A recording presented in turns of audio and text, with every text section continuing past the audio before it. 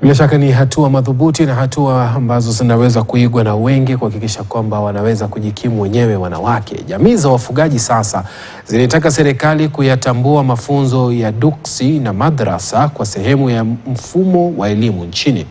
Wanahoji kuwa watoto waliofunzwa chini ya mpango huo wataunganishwa vyema kama wenzao katika taasisi rasmi za masomo. Wanasema hii itapunguza mzigo kuajiriwa kwa walimu katika eneo lenye mazingira magumu linalokabiliwa na migogoro ambao mara nyingi husababisha walimu kuhama kwa wingi, anavyoripoti mwanahabari Catherine Imuraget. Pia hii itasaidia kutatua visa vya watoto kuacha shule maeneo kame na nusu kame.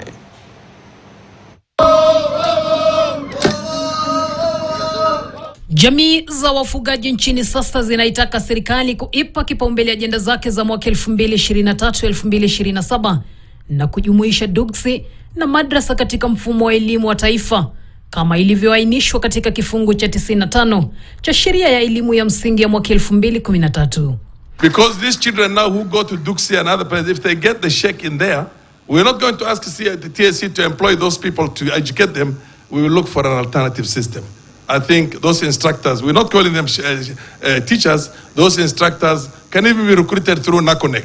Wakati huo wameitaka serikali pia kuimarisha shule za mabweni za gharama nafuu na kufufua mtindo wa shule za kuhamahama. Hata hivyo, Rais William Ruto akizungumza kwenye kongamano la viongozi wa wafugaji wa Jia lililoandaliwa kwa siku 3 mwaka huu, amesema ni wakati sasa jamii za wafugaji kuipa elimu kipaumbele. Pastoralist leaders, to be specific, must mind about the education of the children of pastoralists as we do for the children of Kenya. I did say before, I will repeat again, that it is time that pastoralists take up teaching as a profession. Mpango wa kitaifa wa utekelezaji wa hali ya hewa wa mwaka 2023-2027 unaonyesha kaunti za ukame na nusu kame kuwa hatarini kutokana na mabadiliko ya hali ya hewa. Hii hupelekea wanafunzi maeneo haya kukosa elimu kabisa.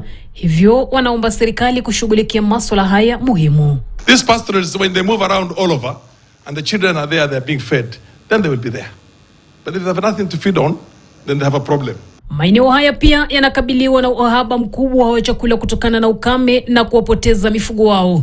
Kwa hivyo, mpango wa chakula shuleni ni muhimu katika kukabiliana na utapiamlo wa watoto na kuhakikisha uhifadhi wa mahudhurio shuleni na mafanikio ya kujifunza.